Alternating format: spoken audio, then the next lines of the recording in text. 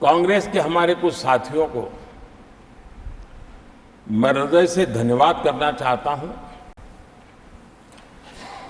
क्योंकि नतीजे आए तब से हमारे एक साथी की तरफ से मैं देख रहा था, उनकी पार्टी उनको समर्थन तो नहीं कर रहे थे, लेकिन अकेले झंडा लेकर दौड़ रहे थे। और मैं कहता हूं, वो जो कहते थे उनके मुंह में घी शक्कर। और ये मैं क्यों कह रहा हूं? क्योंकि उन्होंने बार बार ढोल पीटा था 1/3 सरकार। इससे बड़ा सत्य क्या हो सकता है कि हमारे 10 साल हुए हैं, 20 और बाकी है। 1/3 हुआ है, 1/3 हुआ है, 2/3 बाकी। और इसलिए उनकी इस भविष्यवाणी को लिए मैं उनके मुंह में घी सकता कि 10 साल के बाद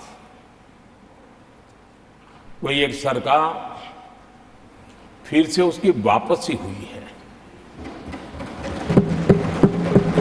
और मैं जानता हूं कि भारत के लोकतंत्र की 6 दशक के बाद आई हुई घटना असामान्य घटना है। और कुछ लोग जानबूझ करके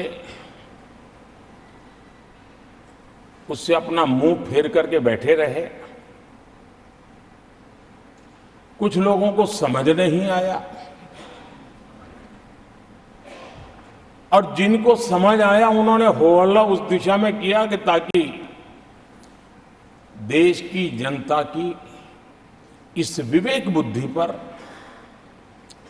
देश की जनता के इस महत्वपूर्ण निर्णय पर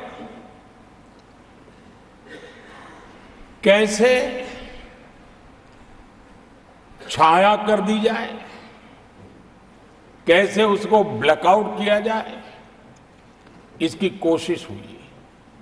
लेकिन मैं पिछले 2 दिन से देख रहा हूं कि आखिर तक पराजय भी स्वीकार हो रहा है और दबे मन से, कम मन से विजय भी स्वीकार हो रहा है। देश देख रहा है झूठ फैलाने वालों की सत्य सुनने की ताकत भी नहीं होती है।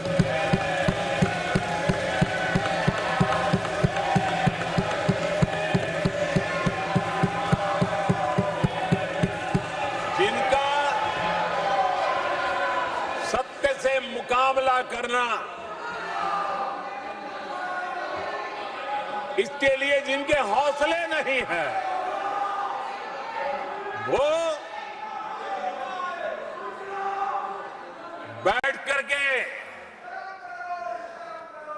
इतनी चर्चा के बाद उन्होंने उठाए हुए सवालों के जवाब भी सुनने की हिम्मत नहीं है। इन्होंने ये अपर हाउस को अपमानित कर रहे हैं। इस अपर हाउस की महान परंपरा को अपमानित कर रहे हैं। आदरणीय सभापति जी, देश की जनता ने हर प्रकार से उनको इतना पराजित कर दिया है कि अब उनके पास गली मोहल्ले में चीखने के सिवाय कुछ बचा नहीं। नारेबाजी, हो हल्ला और मैदान छोड़ के भाग जाना, यही उनके नसीब में लिखा हुआ।